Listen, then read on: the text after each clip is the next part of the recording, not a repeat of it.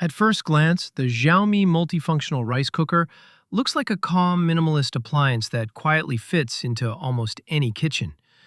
The clean white body, simple display, and rounded edges give it a soft, everyday appearance. The control panel appears straightforward, with touch buttons that handle different cooking modes: rice, porridge, soup, and a few extras depending on the version.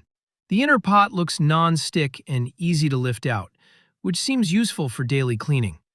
Now let's take a closer look at the cooking experience. Once the lid closes, the cooker appears to handle the rest on its own.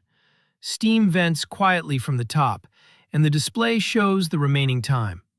The rice seems to come out evenly cooked, with a fluffy texture that feels consistent across batches. Overall, it seems designed for people who want a reliable, no-fuss rice cooker. Some users may prefer more advanced models, but for everyday use, it appears to focus on simplicity and steady performance.